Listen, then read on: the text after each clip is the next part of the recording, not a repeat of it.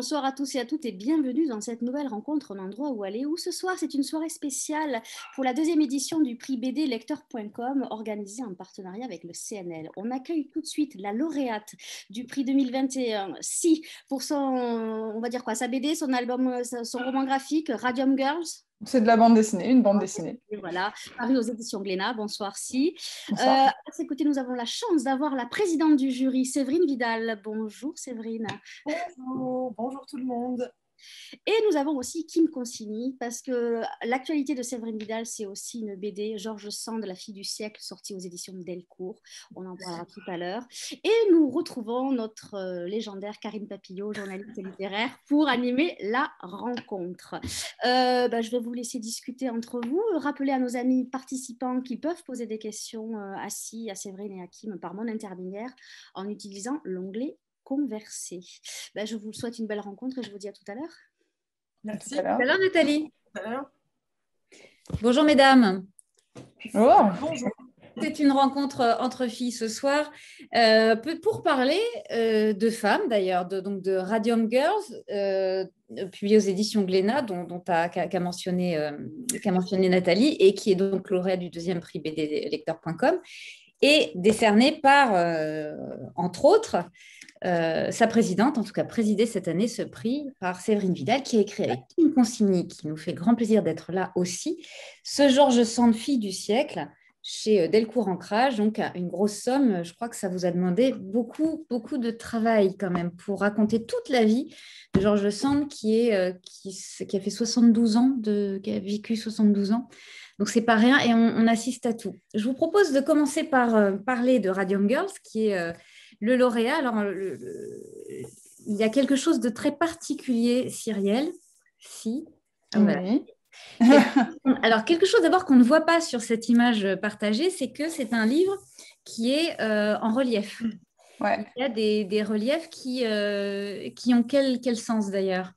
Le relief, c'est que la couverture, elle est phosphorescente et que c'est très à propos sur ce dont on parle. C'est ça. Alors, Radium Girls, c'est pas du tout un groupe, un girls band, c'est pas du tout... Non, c'est une histoire vraie.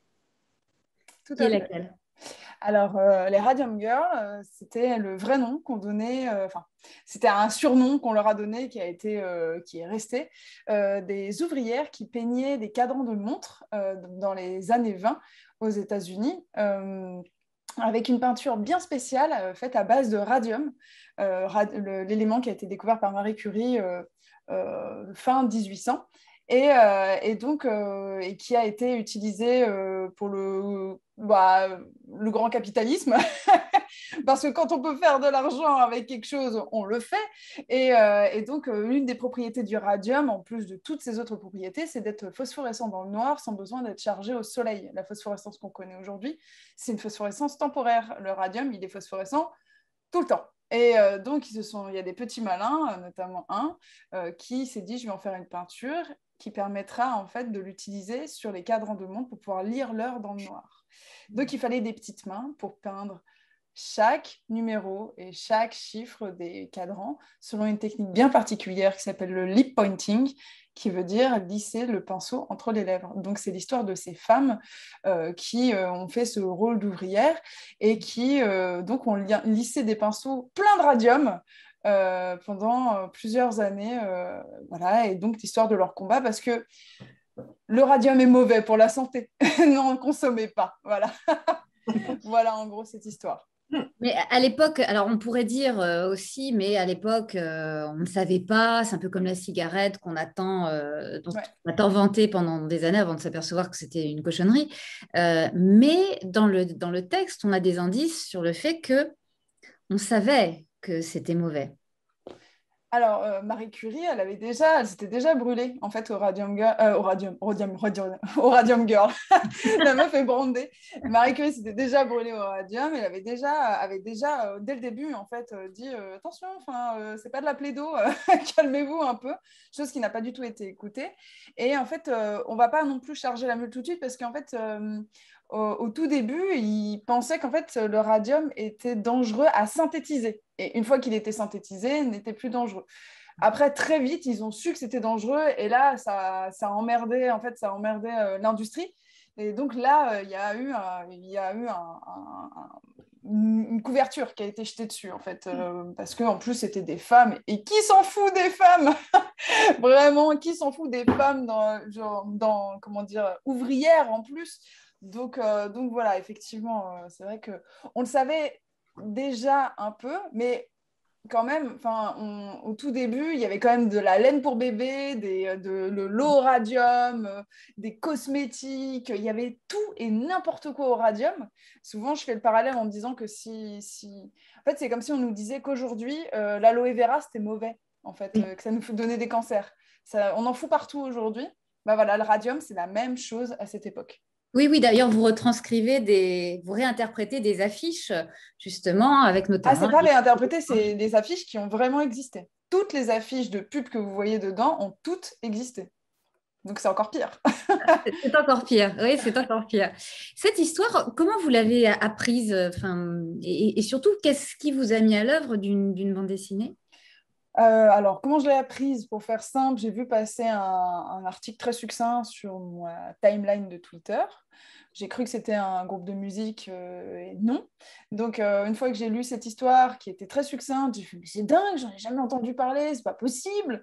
Et puis, j'ai cherché un article, 2 articles, 3 articles.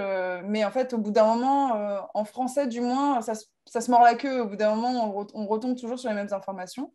Et donc, j'ai commencé à grappiller, mais sans pour autant, je pense que c'est pareil, hein, Séverine, Kim, on se lève pas, on se dit pas tous les 4 matins, on va en faire une bande dessinée, parce que sinon, en fait, on se retrouve avec 45 idées de bande dessinée, genre par jour. Et donc, c'est l'idée qui tient le plus longtemps, qui finit par être adaptée à l'arrivée, pour moi, du moins. Et en fait, c'est en discutant avec un auteur de bande dessinée qui s'appelle Guy Delisle, qui m'a dit, parce que je lui faisais des trous dans la tête avec cette histoire, en lui disant « Mais c'est dingue !» et tout. Et il m'a dit bah, « Tu voudrais pas en faire une bande dessinée parce que vraiment, tu es intense sur le sujet quand même. » C'est intense. Ce à quoi, bah, cette fois-ci, c'est pas ta tante par alliance qui me dit « Il faudrait peut-être en faire une bande dessinée. » C'est un peu plus quelqu'un du milieu qui s'appelle Guy Delisle quand même. Donc j'ai fait « Ah, bah, peut-être, ouais. » Et en fait, ça a fait son bonhomme de chemin. Et puis voilà. Et puis les choses en menant une autre, tu commences à construire un dossier. Et puis voilà. Et puis voilà. Et puis voilà. Et puis voilà. Et puis, prix BD lecteur.com. Oui. Séverine, quel regard portez-vous justement sur ce travail en tant que professionnelle, professionnelle du texte et de la bande dessinée d'ailleurs, parce que vous êtes un peu partout. Vous écrivez des romans, des bandes dessinées, tout. Oui, c'est vrai que j'écris des romans, des bandes dessinées, puis j'écris beaucoup pour la jeunesse aussi. Oui. D'ailleurs, avec Kim, on avait sorti une BD, enfin deux BD en jeunesse. Quel regard je porte sur le travail de Cible? Je suis tout simplement fan absolue de Radium Girls, enfin, de ce que fait Cyrielle en général, mais cette BD-là en particulier, moi, j'ai vraiment eu un gros coup de cœur. Je n'étais donc pas la seule dans ce jury. J'ai adoré que ce soit éminemment politique, et en ce moment, on a envie de ça. J'ai adoré que ça soit, qu'on y parle de sororité, qu'on voit la complicité entre ces femmes aussi, la façon dont elles sont un peu les seules à lutter contre tous, ensemble, et c'était parfois drôle aussi. Enfin, moi, j'ai vraiment beaucoup apprécié. En plus, la narration, ta façon là, de raconter, j'ai trouvé ça très limpide. J'ai vraiment beaucoup aimé aussi ta façon de raconter. J'ai eu un gros coup de cœur. Voilà. Donc, un énorme bravo, parce que c'était, merci. Ça a emporté à peu près tout le monde dans le jury. Je dois dire. Il y a quand même eu des petits débats, on n'a pas discuté en 5 minutes, mais sur le tien, il n'y a pas eu de débat, non, tout le monde était vraiment, voilà, il y avait 2 BD qui se sont un peu détachés rapidement, mais on a vite compris que Radium, que ces filles-là allaient nous avaient tous emballés, quoi, vraiment, et moi j'ai été très émue par cette bande dessinée aussi. C'est le moment où elles prennent conscience de ce qui est en train de se jouer, et la façon dont elles le gèrent ensemble, enfin, j'ai trouvé ça vraiment très, très émouvant. Ça m'a vachement plu. Bravo. Moi aussi, ça me fait super plaisir. Alors, c'est une histoire de copine aussi. Vous auriez pu prendre un angle plus historique ou plus juridique aussi. Comment vous avez choisi d'aborder justement cette histoire? Alors, moi, à toute base, quand j'ai commencé à bosser sur Radium Girl, j'étais restée sur un côté très linéaire. Ça veut dire que je m'intéressais principalement à Grace, qui est l'instigatrice qui va monter au front pour aller chercher les avocats. Parce que c'était celle qui était la plus... c'est celle qui a fait les démarches juridiques et c'est souvent celle qui monte le truc. Et en fait, il faut savoir que la collection dans laquelle est édité, c'est Radium Girl, c'est la collection Karma chez Glénat. Et le directeur de collection s'appelle Aurélien Ducoudray, qui est scénariste. Et je discutais avec lui et il m'a dit un truc. Il m'a dit, mais Cyrielle, en fait, la biographie classique, ça m'emmerde. Alors, je lui ai dit, excuse-moi, tu peux me rappeler quelle collection tu as montée? Et il m'a dit, non, trouve un autre biais, démerde-toi, mais trouve autre chose, tu vois. Trouve un autre biais. Et en fait, c'est comme ça que je me suis retrouvée à décaler le prisme sur un groupe de filles, en fait. Et tout ce que l'on sait dans Radium Girl, c'est ce que les filles savent. Ça veut dire qu'on n'a pas de narrateur omniscient, on risque pas le truc un peu PowerPoint, qui nous guette toujours un peu. Et aussi, faut être honnête, ça permet de parader mes lacunes, dans le sens où je ne suis pas historienne. Donc, je me retrouve parce que quand on a un narrateur omniscient, on doit tout savoir, etc. Là, en fait, vu que c'est via leur prisme, déjà, tu t'attaches plus aux femmes, tu peux t'attarder plus sur les sentiments et sur leur personnalité.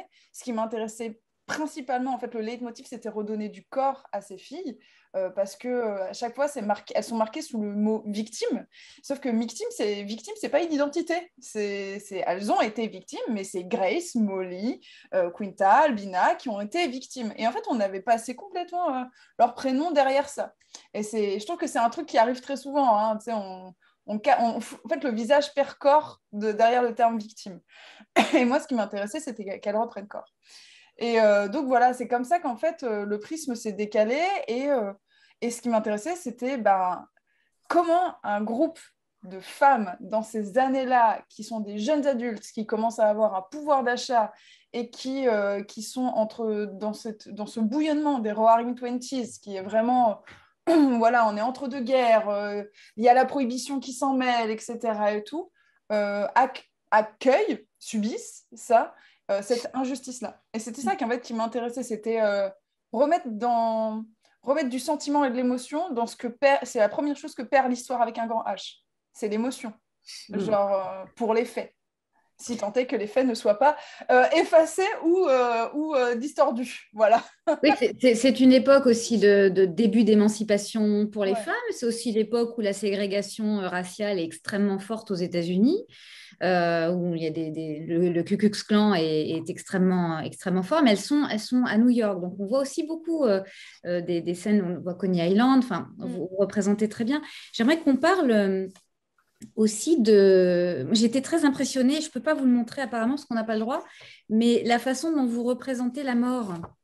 Ah bon, pourquoi on n'a pas le droit? On n'a pas le droit. Je ne sais pas, on a une histoire de droit qu'on n'a pas. Ah, je le prends. Non, allez-y, c'est pour de la promo, il n'y a pas de problème, je le donne.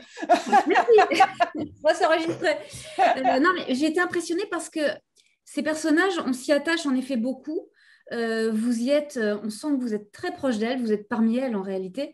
Tout au long de la narration, et elles meurent, et les unes après les autres, et enfin non plus, il en reste à la fin, mais il y a quelque chose comme ça de comment dire la disparition, et comment vous dites au revoir à vos personnages, et comment avez-vous fait ce choix de représenter ainsi avec ces griffes, cette façon de montrer un corps qui est griffé. J'étais très impressionnée par ça. En fait, c'était pour plusieurs choses. Déjà, je me souvenais, moi, d'un film je me souviens plus de l'histoire, mais je me souviens d'un procédé, c'était L'ordre et la morale de Kassovitz. Et en fait, pendant tout le film, il y a un gong. en fait. Et en fait, ce gong, au début, tu ne sais pas à quoi il est rattaché, mais c'est quelque chose qui ponctue. Et en fait, au bout d'un moment, tu rattaches en fait, ce que veut dire ce gong et ça finit par te prendre à la gorge. Moi, en fait, ces espèces d'icônes, c'était un peu un gong. Ça veut dire que la première fois, le premier gong, c'est Molly, et hop, la plage d'après, elle est morte. Donc, tout de suite, la prochaine icône, entre guillemets, qu'on va avoir, va tout de suite se dire, elles sont en train de tout s'y passer, là. Qu'est-ce qui se passe? On se croit dans un épisode de Game of Thrones. Pourquoi elles les tuent toutes? Mais c'est pas moi qui ai décidé ça. Mais, et après aussi, moi, j'ai un trait qui est assez simpliste. Simple, sans être simpliste, Oui. On va dire ça, Oui. parce que le but n'est pas non plus de se... Non, surtout que ce ne soit pas vrai. Donc, et donc, et en fait, et aussi, j'avais aucune envie de faire du sensationnalisme. Parce que quand on tape Radium Girl, c'est la première chose qui remonte. C'est les tumeurs, elles perdent leurs dents, machin. Si tu veux voir ça, tu peux le googler et tu le vois. Et moi, j'avais pas envie sans cacher, en fait, mais je n'avais pas envie de les montrer comme ça. Mais il fallait montrer qu'elles étaient brisées dans leur corps, brisées dans leur être, en fait, moralement et physiquement. Et c'est la technique que j'ai trouvée où on voit en fait les rayons en fait, qui les irradient. C'est les endroits où ça les a touchés en premier. C'est pour ça que Molly, c'est au niveau du cou. Il y a Grace, c'est au niveau du dos. Albina, qui était enceinte, c'est au niveau du ventre. Voilà, c'est là où ça les a détruites en premier. Donc, en fait, c'était pour montrer avec une certaine, entre guillemets, pudeur, mais sans cacher que, en fait, elles ont été détruites physiquement, en fait. Donc, voilà, mon twist. Oui, c'est très clair. Parlons un peu justement du dessin, du trait, du crayonné. Comment avez-vous travaillé comment c'est venu? Je crois qu'aussi c'est assez proche de vos deux précédents livres là, qui s'appelaient Le vrai sexe de la vraie vie. Le vrai sexe de la vraie vie, voilà. En fait, le vrai sexe de la vraie vie, c'est beaucoup de numérique. Mais il y avait des planches intercalées où je dessinais au crayon de couleur. En fait, c'est une technique que j'ai beaucoup utilisée pendant mes études, tout simplement. Pardon, Cyrielle, c'est juste, on montre la planche là, dont vous parliez tout à l'heure, l'énoradium, là. Oui, voilà. En fait, cette publicité existe. Hein. Vraiment, vous pouvez googler si vous voulez savoir si j'ai bien fait. Et oui, ça existe vraiment. Et donc, oui, en fait, c'est une technique que j'avais déjà utilisée. Alors, c'est des crayons de couleur aquarellables, mais qui ne sont pas aquarellés. C'est juste que le crayon de couleur aquarellable permet de déposer beaucoup plus de pigments que le crayon de couleur simple. Kim, je pense que tu peux très bien me le dire. Parce qu'en fait, à partir du moment où tu utilises un crayon qui est trop sec, ça lustre le papier et après, ça gondole. Je ne sais pas si tu vois pourquoi. Après, tu peux plus dessiner dessus. C'est l'enfer. Ouais. Ça devient du plastique et tout. Et donc, donc j'ai utilisé ça et ça permet de faire des strates. Ça veut dire que sur, par exemple... la pleine page que tu as montrée juste avant, il y a jusqu'à 5 voire 6 couches de crayons de couleur différents pour pouvoir créer des strates. Et en fonction de la première couleur que tu mets en dessous, ça va donner des ambiances différentes en fait. Si tu mets une strate qui est plutôt bleue en premier, ça va te donner une teinte bleutée, etc. Et ça, en fait, c'est pour ça que je bosse souvent avec des camaïeux très réduits. D'une aussi parce que j'ai très peur de la faute de goût. Et qui dit camaillot resserré, faute de goût limitée. Maîtrisé. Ouais, voilà, exactement. Et donc, en fait, ça me permet de me concentrer et ça rendait un petit côté aussi sépia. Comme les photos qu'on a, on imagine souvent ces années-là, bizarrement en noir et blanc, alors que non, enfin en noir et blanc ou en sépia, mais c'est les images qui ont perduré. Et en fait, c'était ce truc-là, j'avais envie de redonner un peu ce côté sépia, mais dans les violets, quoi. Oui, avec un effet de profondeur qui est très intéressant aussi. Et de très, comment dire, organique. Pas du tout technologique, ouais, organique, voilà. Très organique. Ouais. Kim, vous travaillez assez différemment. Vos choix, en tout cas pour George Sand, ont été différents, ont été autres. Vous avez travaillé le noir et blanc. Et c'est très fort parce que quand même, on a plus de 335 pages. Oh là là. Moi, honnêtement, chapeau. Ouais, c'est un monstre. Oui, c'est marrant parce qu'en fait, je crois qu'on a parlé de noir et blanc au tout début. Séverine, je crois que je me trompe pas. Oui, c'est vrai. Ouais. Suite. Je crois qu'on est parti tout de suite là-dessus, en partie à cause de la pagination. Enfin, une BD qui fait 330 pages. Bon, c'est beaucoup de travail de la passer en couleur et en plus, ça coûte aussi beaucoup plus cher à l'achat parce que ça coûte beaucoup plus cher à produire. Donc voilà. Et oui, 330 pages, en fait, ça peut être lourd en couleur. Pas forcément, mais moi, j'ai vraiment une technique de dessin qui est très simple, qui est du dessin au trait avec des aplats de couleurs quand je fais de la couleur.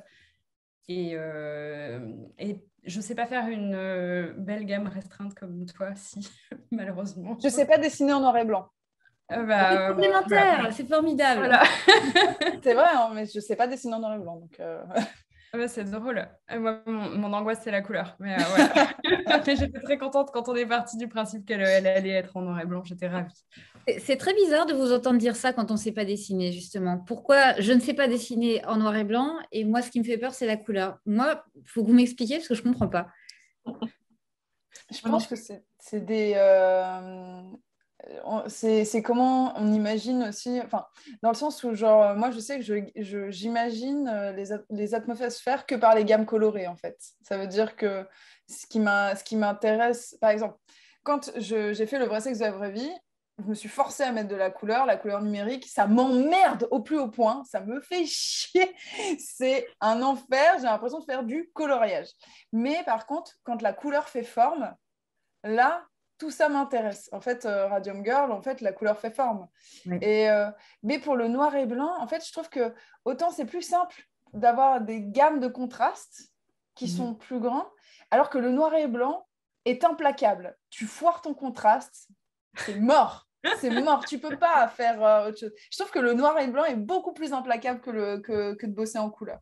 Ouais, mais tu vois, je pose les contrastes dès le moment du storyboard, en fait. Mon storyboard est hyper dessiné pour caler ça, justement, dès le début. Sinon je m'en sors pas, je peux pas le décider à la fin, quoi. Ouais, parce que la teinte la plus haute, c'est forcément le noir. Et le noir risque de tout manger. Moi, la teinte la plus haute, c'est pas le noir. Enfin, c'est le violet foncé.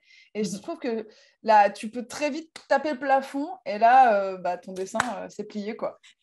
Donc, je trouve que c'est vachement plus implacable le noir et blanc. Voilà, c'est pour ça. Là, c'est un peu pointu au niveau de la... Oui, je sais pas si c'est intéressant quand on dessine pas, mais moi, ça m'intéresse. Si, c'est intéressant. Si, c'est intéressant. Ouais, Si, on boit du petit lait, en fait, hein, en vous écoutant. Justement, Séverine, comment ça se passe, le travail avec Kim? Oh là là, c'est affreux, elle est épouvantable. On se déteste. Ça a l'air, hein, ça a l'air de... Ça se voit, hein. C'est vraiment pénible, c'est pénible. Alors, ça se passe très bien. Ça fait un petit moment maintenant quand on travaille ensemble. On a fait donc une petite BD, une BD qui Magic Félix pour les jeunes, pour les petits. Et puis, on a aussi un truc régulier dans Je bouquine, Polar City, coécrit avec Sandrine Beau. Donc, on a quand même déjà l'expérience aussi de 2 ans de travail hebdomadaire où on avait vraiment... qu'est-ce qu'on avait? On avait 6 planches à écrire par mois. 6 pages par mois, donc en fait, on était en contact tout le temps, quoi. Ouais, voilà. Et en fait, comment ça se passe? Ça se passe d'une façon très simple, ça se passe de façon spontanée. On a tout de suite, je sais pas, j'ai parlé à Kim de mon projet de bosser sur la vie de George Sand, et tout de suite, elle m'a dit, alors là, je veux que ça soit moi. Ok, il n'y a pas de problème, j'y avais un petit peu pensé, mais je n'osais le formuler. Et puis voilà, après, ça c'est...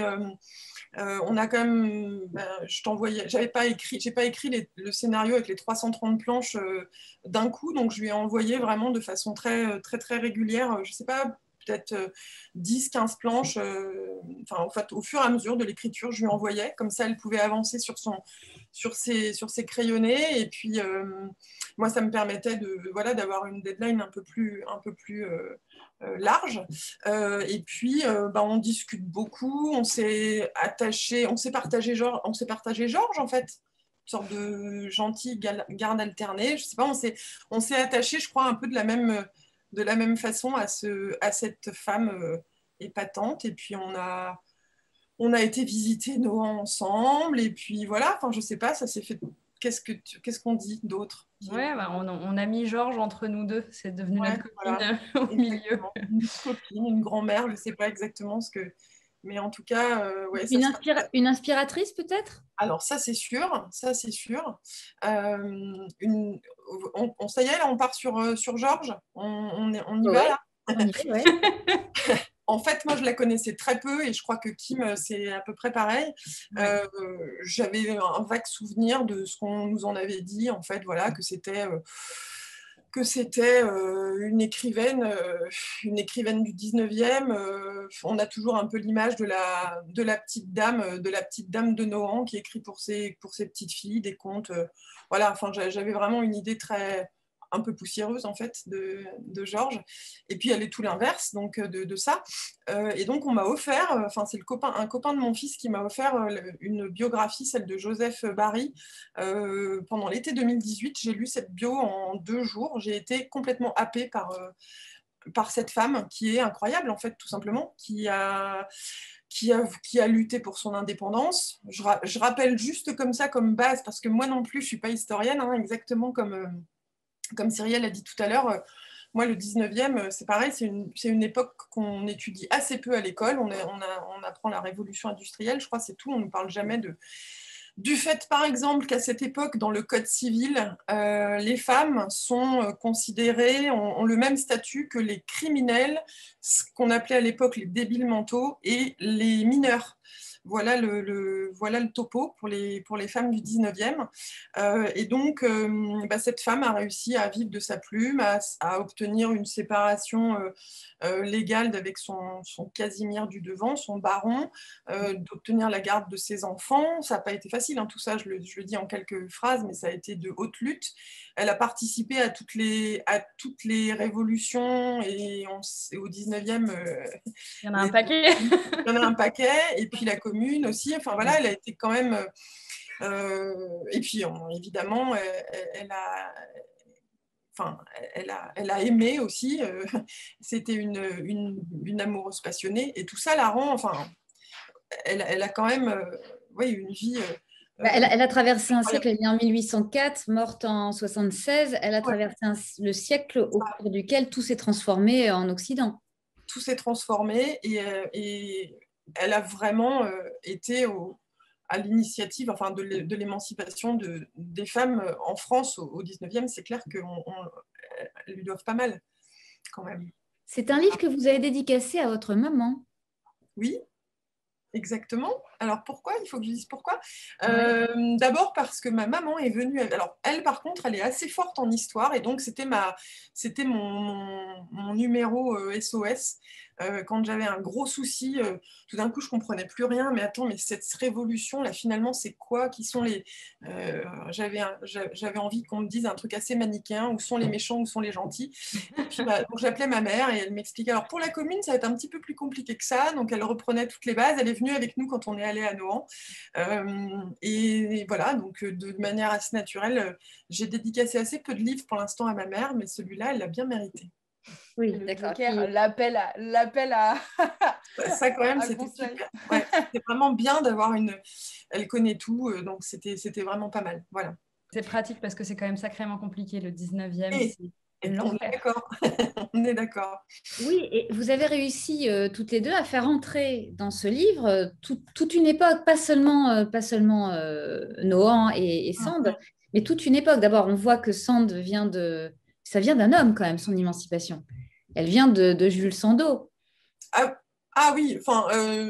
son nom. Son nom, oui, elle lui a pris son nom, mais enfin, elle lui a pris la moitié de son nom, mais sinon... Ils ont commencé à travailler ensemble aussi. Ils ont commencé à travailler ensemble, c'est vrai. Il a été plutôt réglo, Sandeau, puisque finalement, le livre, quand elle a commencé à écrire seule, l'éditeur était assez partant pour garder le même pseudonyme qui était à l'époque J. Sand, donc... mais voilà, c'est de lui-même, il a dit qu'il n'était pas d'accord pour apparaître sur la couverture d'un livre qu'il n'avait pas écrit. Donc il a été plutôt réglo, mais Colette n'a pas eu cette chance. Pardon? Non. Colette n'a pas eu cette chance. Non. Après, est-ce que c'est lui qui a... Bon, il l'a accueilli à Paris. mais elle était suffisamment indépendante d'esprit, je crois, pour être elle-même son propre guide sur le chemin de l'indépendance. Oui, mais regardez, vous consacrez beaucoup de temps aussi à son enfance. Et moi, je connais comme tout le monde, mais pas plus que les autres, l'histoire de George Sand. Et quand même, on a peur dans le livre parce qu'il y a un moment où elle doit se soumettre à sa grand-mère et aux mœurs de l'époque, c'est-à-dire le couvent. Elle reçoit une éducation qui est très stricte, qui correspond à son niveau social.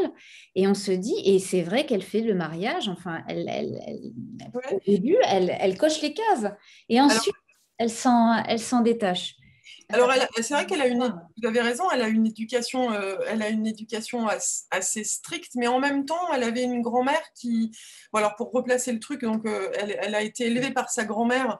Elle vient elle a des origines hybrides puisqu'elle est à la fois aristo du côté de son père, et puis sa mère était la fille d'un oiseleur de Paris, donc elle a vraiment les deux. Elle a toujours dit qu'elle avait les deux, mais qu'elle était toujours du côté du peuple. Et en fait, quand son père meurt, la grand-mère en fait propose. La grand-mère a beaucoup de mépris pour sa mère, pour Sophie. Elle lui propose en fait de lui payer une rente annuelle pour finalement qu'elle parte à Paris en lui laissant Aurore. Donc Aurore, George Sand s'appelle Aurore Dupin. Et donc, finalement, elle est élevée par cette grand-mère qui adorait son fils, et donc elle l'appelle parfois Maurice. Enfin, c'est assez particulier. Oui. Mais en même temps, c'est quand même une femme qui a le souci de lui donner une éducation qui n'était pas classique pour les filles à l'époque. Elle lui apprend des choses qui, notamment, les sciences naturelles. Elle l'ouvre aussi sur beaucoup de choses qui n'étaient pas du tout. Elle l'éduque comme elle a éduqué son fils, en fait. Elle reprend elle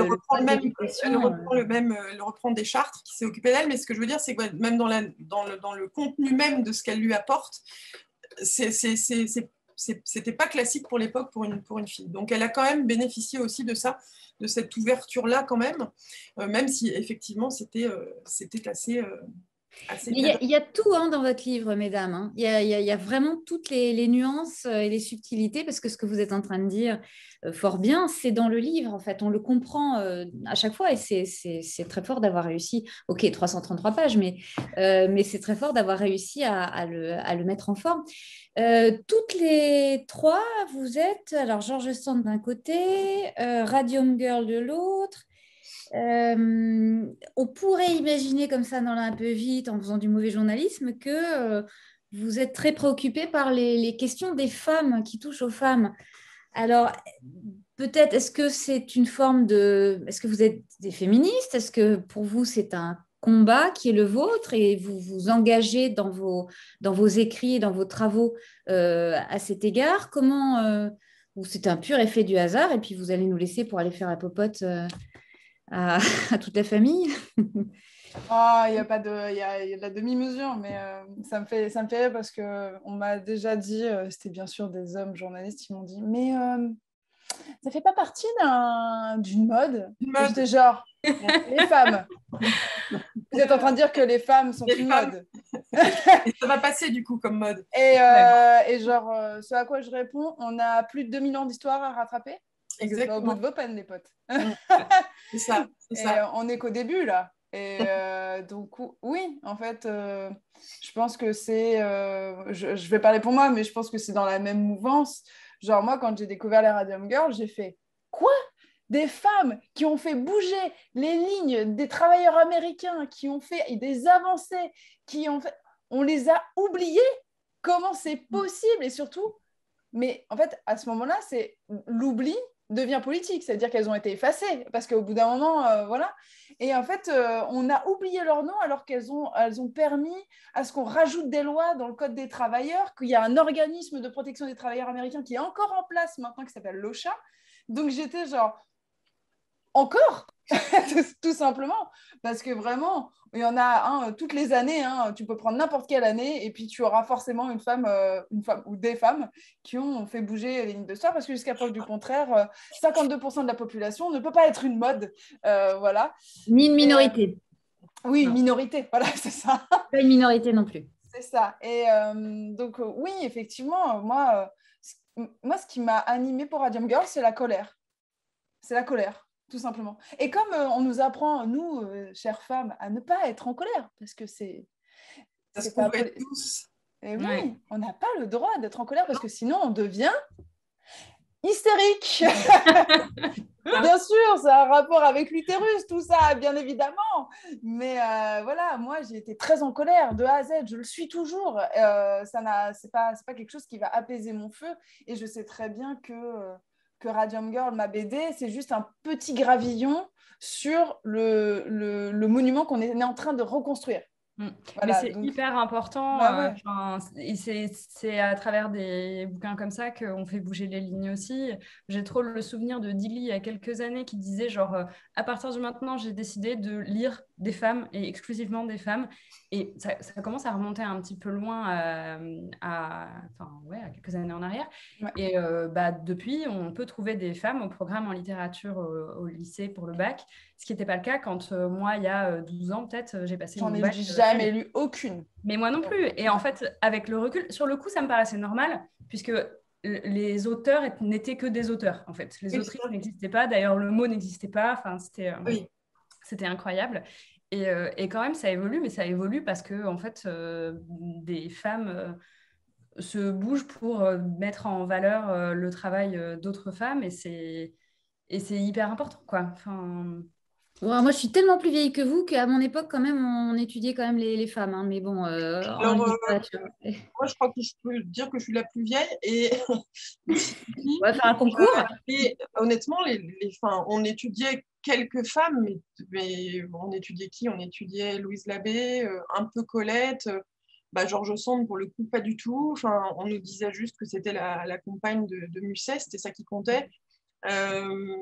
Les femmes sont quand même globalement encore assez absentes des livres d'histoire, ou alors elles ont un petit chapitre à elles, quoi. Mais bon, pour le coup, pour George Sand, c'est assez incroyable parce qu'en dédicace, j'ai eu 2 fois des profs d'histoire qui m'ont dit ah si, ça y est, George Sand, elle commence à être au programme là depuis 1 an ou 2, mais alors elle n'est pas au programme en littérature, malgré le fait qu'elle soit écrivaine. Elle est au programme en histoire, en fait, pour le rôle politique qu'elle a joué pendant le 19e. Donc c'est super, mais c'est aussi très bizarre quand même. C'est très étonnant. Mais c'est assez perturbant. Ça veut dire qu'on lui reconnaît un rôle public. Quant à dire que c'est une autrice importante, bon, Mollo, elle a été adoubée par tous ses pairs à l'époque, mais c'est pas Sauf grave. Baudelaire. Alors à tous les coups, à part Baudelaire, la baudelairienne qui refuse encore. Il est allé loin, Charles.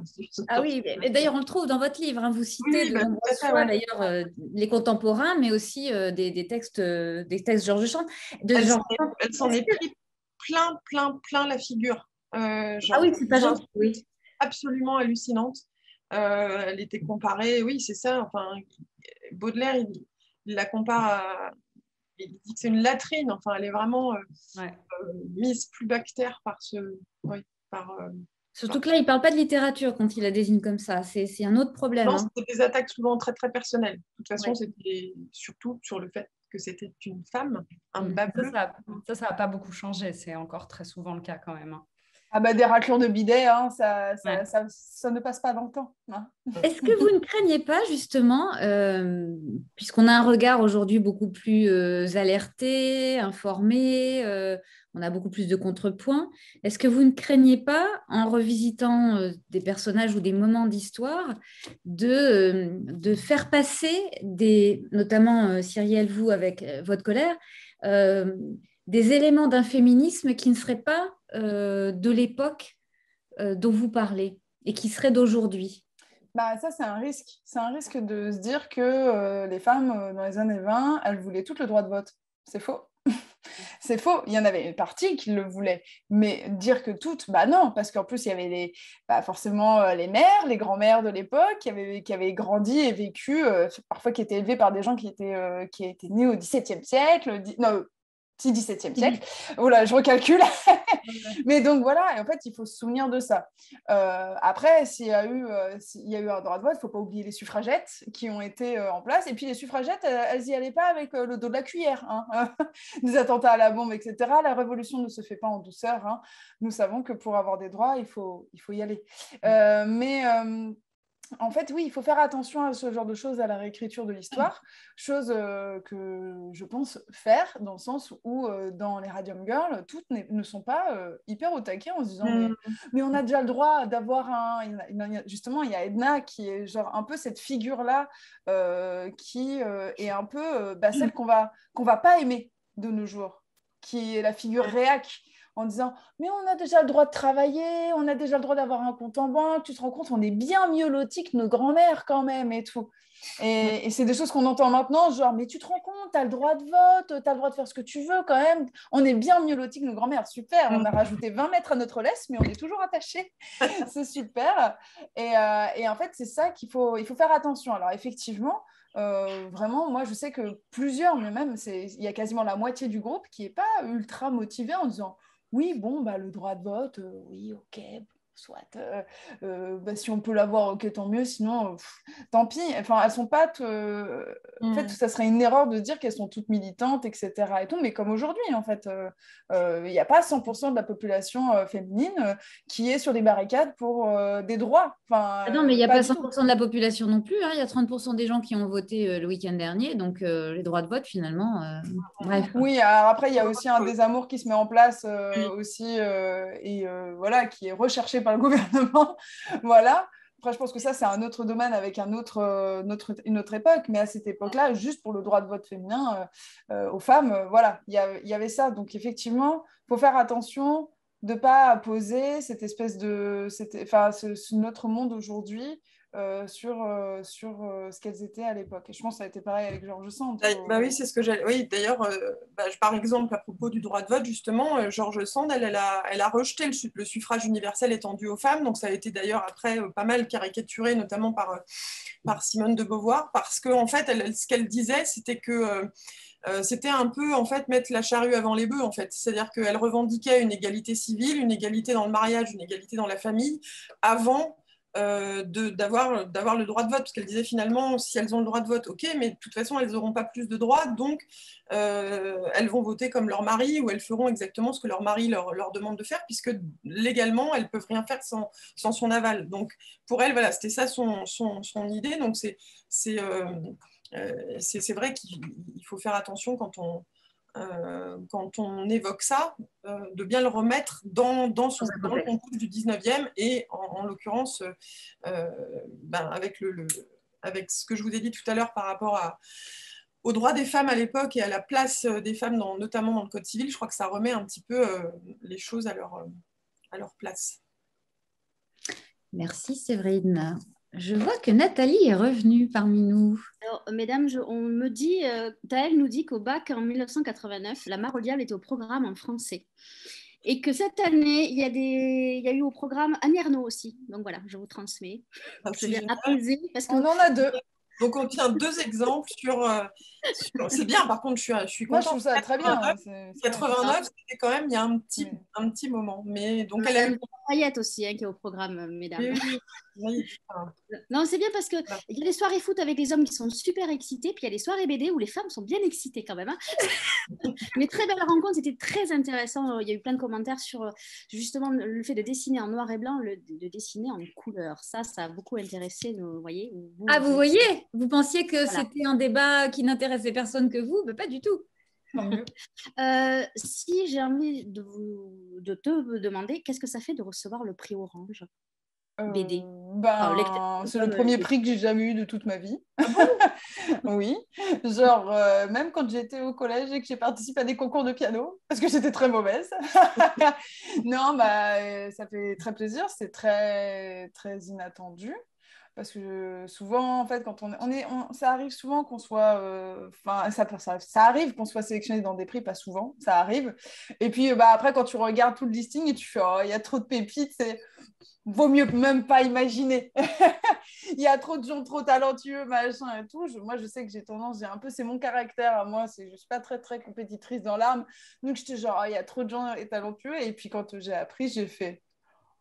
Voilà. Ce que j'ai fait, c'est un peu... Oh, ok. C'était quoi la petite mimique là? Tu t'y attends pas, quoi. Ça fait super plaisir et tout. Et puis de se dire que c'est un jury qui a choisi, etc. Ça me fait... ça fait que c'est inédit et que ça fait très plaisir et que c'est un... Comment dire ? Le retour des lecteurs est très important et c'est quelque chose, je pense, ça ne vaut aucun prix en fait d'avoir un retour, voilà. Mais les prix sont aussi importants aussi dans la mise en avant de l'album. Et moi, ce que je veux, c'est que les Radium Girls perdurent le plus possible. Pas forcément qu'à travers mon œuvre, il ne faut pas qu'on plus l'ego trip, mais s'il y a d'autres, voilà, que les Radium Girls se fassent connaître. Que ce soit par des documentaires à côté, si ça peut être une porte d'accès et qu'après ça ouvre plein d'autres choses. Que par exemple, je sais que j'ai des jeunes lectrices qui lisent les Radium Girls et qui sont en mode genre ah mais il y a des femmes qui ont été effacées par l'histoire et ça rentre, c'est par cette porte-là qu'elles vont découvrir d'autres femmes en me disant mais est-ce qu'il y a d'autres femmes qui ont aussi sont passées à la trappe de l'histoire. Et voilà, donc c'est très, très flatteur. Ça fait très plaisir, hein. C'est agréable. Je vais rappeler que ce prix est décerné à la fois par le jury, donc présidé par Séverine Vidal, mais il y a aussi une communauté d'internautes de lecteurs.com. Parce que lecteurs.com, c'est vraiment un véritable réseau social autour de la lecture. Donc ça, c'est important. Il y a des professionnels et des gens comme vous et moi qui ont voté pour toi. Donc ça, c'est très important. Et dans le jury, il y avait aussi, il y avait des libraires, il y avait des lecteurs sélectionnés de lecteurs.com qui avaient envoyé des lettres pour dire qu'ils étaient motivés, pour expliquer pourquoi ils avaient envie de faire partie du jury. Donc c'était un jury mixte, il n'y avait pas que des... Lecteur.com donne aux lecteurs la parole. C'est vraiment un réseau social, c'est un immense club de lecture où tous les lecteurs ont voix au chapitre. Donc c'est pour ça que le prix est particulièrement intéressant aussi, à l'instar du prix Orange du livre qui se fait, la dernière sélection est faite par des lecteurs et pas par le jury. Donc c'est vraiment la marque de fabrique de tout ce que fait Orange, la Fondation Orange, pour la lecture, qui est un outil de promotion extraordinaire. Pour lutter contre les inégalités, pour lutter contre les problèmes de discrimination, pour lutter contre les problèmes de tolérance, ça passe quand même par les mots, le livre et le partage. C'est un magnifique outil de culture et de citoyenneté que le livre, il me semble. Et d'ailleurs, par contre, dans la sélection, dans les 6 finalistes du prix là, en BD, il y avait quand même une majorité d'autrices. Et quand ça n'était pas le cas, l'héroïne, le sujet du livre, c'était les femmes. Donc voilà. Alors, je voudrais saluer Elena qui vient de faire un commentaire. Mesdames, vous l'avez convaincue parce qu'elle vient de commander en direct et Radium Girls et Georges Sand, la fille du siècle. Donc, allez. Et elle souligne les MOOC orange. Allez voir les MOOC orange parce qu'ils sont très bien faits. Ils sont accessibles très facilement sur le site lecteur.com. Il y a une question pour vous trois. Est-ce que vous faites beaucoup de recherches visuelles avant de faire votre travail de scénariste et de dessinateur? Je commence. Je t'en prie. Alors moi, on en conviendra, c'est très compliqué, tous ces trucs-là. Je me reconnais beaucoup quand tu disais le 19e siècle. Encore, moi, ça va. Dans les années 20, il y avait de la photographie qui était arrivée. Et que ça, c'est quand même un truc non négligeable. Le gros problème, c'est quand tu t'intéresses à une population qui n'est pas de la bourgeoisie, à partir du moment, parce que pour pouvoir marquer l'histoire, il faut avoir l'argent pour pouvoir le marquer. Et les ouvrières, c'était un peu compliqué, parce que quand on pense années 20, on pense à Gatsby le Magnifique. Et moi, je me suis dit, ouais, des robes à volant, machin, ça va être génial. Et pas du tout, parce qu'elles n'avaient pas l'argent pour ça. Alors, il y en a une, un moment, parce qu'elle danse dans un speakeasy, mais elles avaient... Et surtout, en fait, au niveau de la mode, en fait, elles ne changeaient pas de tenue toutes les 4 matins. Hein. Comment dire, Primark n'était pas arrivé. C'était absolument pas accessible. Enfin, les vêtements coûtaient très cher et tout. Donc, il a fallu se renseigner sur tous ces aspects-là qui, moi, me posaient des questions parce que, comme je disais tout à l'heure, je ne suis pas historienne, donc je me posais des questions du genre, alors, il y avait l'électricité, mais est-ce qu'il y avait l'électricité dans les foyers middle class? Est-ce qu'il s'éclairait à bougie? À quoi ressemble un cabinet de toilette des années 20? À quoi ressemble une poignée de porte des années 20.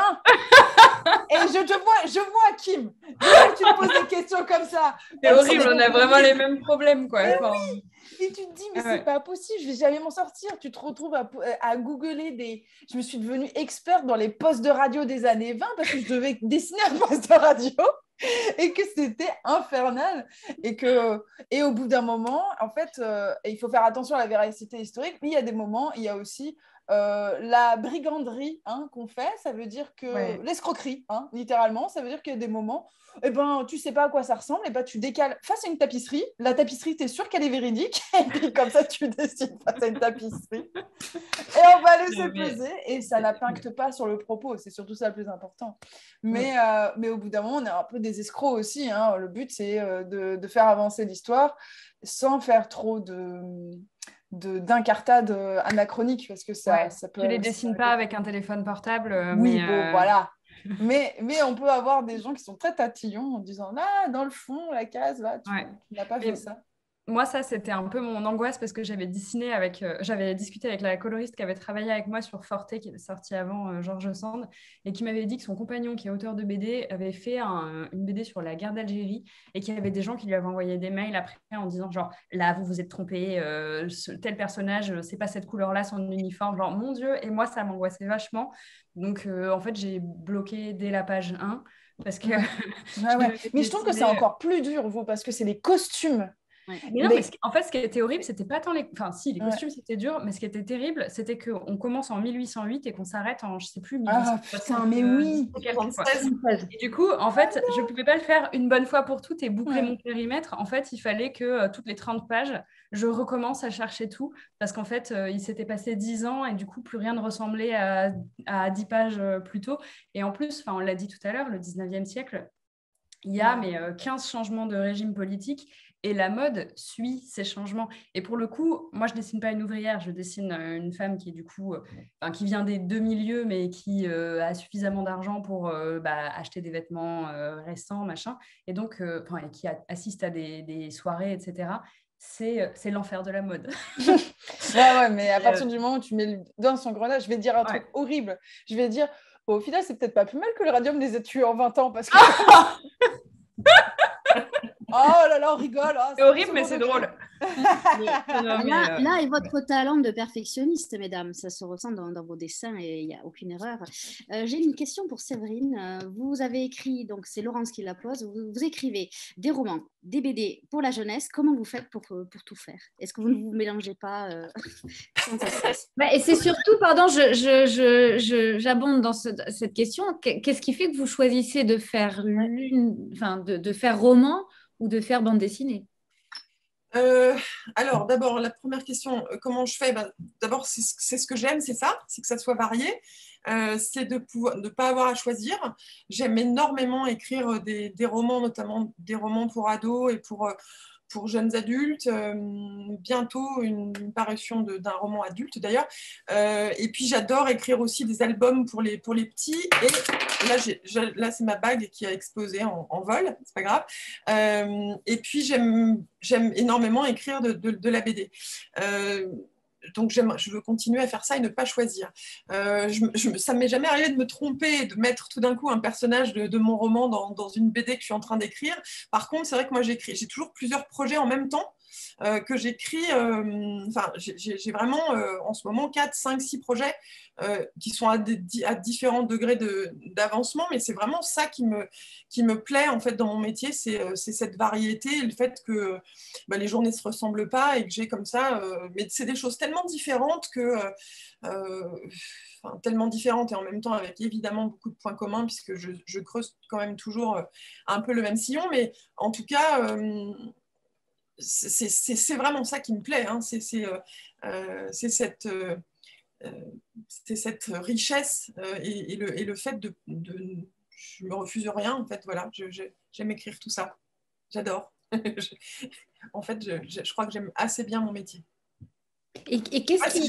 Je n'ai pas super bien répondu à cette question. Quand une idée arrive, justement, qu'est-ce qui fait qu'elle se transforme en ça ou ça? Alors, c'est assez immédiat en fait. Je sais immédiatement. Pour George Sand, je n'avais pas du tout envie d'écrire une biographie de plus. Il y en a beaucoup. Et j'ai immédiatement eu des images en tête et j'ai tout de suite su que je voulais le faire en BD. Je lis énormément de BD, donc c'était ouais, immédiatement, c'est ça. J'ai pas vraiment d'explication, ça vient comme ça. Il m'arrive par contre d'avoir, notamment pour George Sand, j'en ai pas encore fini avec George parce que j'en ai fait aussi un petit roman un roman biographique sur juste son enfance et son adolescence qui va sortir chez Rajo l'année prochaine. J'avais la doc et j'ai eu cette proposition d'un éditeur et finalement ça m'a bien plu d'en faire aussi un petit roman. Et c'est assez rare que je fasse ça. Sinon, c'est vraiment... il peut m'arriver d'écrire un début de roman et puis de m'apercevoir en cours de route que finalement, j'ai envie que ça soit une BD et de changer. Ça m'est arrivé aussi beaucoup d'adapter mes romans en bande dessinée. Ça, je le fais énormément et je vais continuer à beaucoup le faire dans les années qui viennent. Là, j'ai mon roman Pépot qui va sortir, qui va être adapté chez Bayard. C'est Élodie Durand qui se charge des dessins, je suis absolument ravie. Nos cœurs tordus aussi, qui est adapté en bande dessinée. Je l'ai déjà fait par le passé, donc c'est vraiment quelque chose pour moi qui est assez naturel, ce passage de l'un à l'autre. Et il y a des ponts entre les deux. De toute façon, moi, quand j'écris, je vois un film, en fait. Je vois vraiment des images. Moi, je ne sais absolument pas dessiner, mais en tout cas, les personnages, pour moi, sont en mouvement. Et puis, je suis à 100% avec mes personnages, finalement, que ça soit en roman ou en BD, c'est ça qui compte pour moi, c'est de suivre les personnages. Alors quand c'est George Sand, finalement, c'est la même démarche, c'est être avec eux. Parfait.